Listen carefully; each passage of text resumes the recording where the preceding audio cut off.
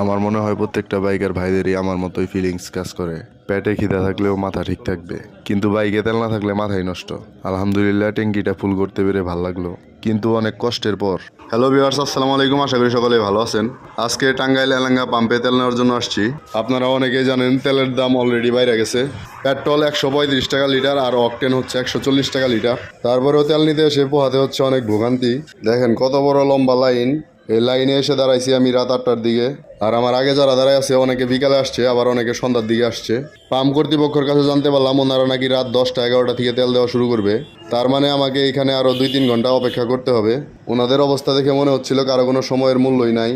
আমাদের সবার সব ধরনের কাজ বন্ধ করে তেলের পাম্পে গিয়ে সিরিয়াল দিয়ে বসে থাকতে হবে তেল নিতে হলে।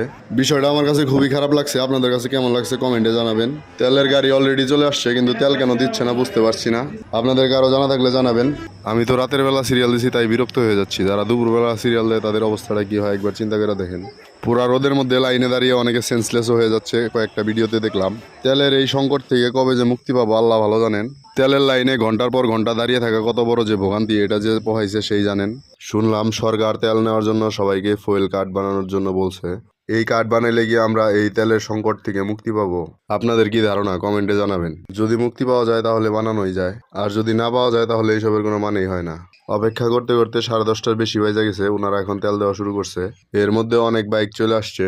অনেক লম্বা সিরিয়াল পাম্পের চারদিক দিয়ে ঘিরা ফেলছে। ওনাদের সবাইকে দিয়া শেষ করতে করতে রাতের 4টা 5টা বাজে যেতে পারে। অনেক কষ্টের পর আমার সিরিয়াল আসছে। কষ্টটা সার্থক হয়েছে। আলহামদুলিল্লাহ ট্যাঙ্কিটা ফুল করে তেল নিতে পেরেছি।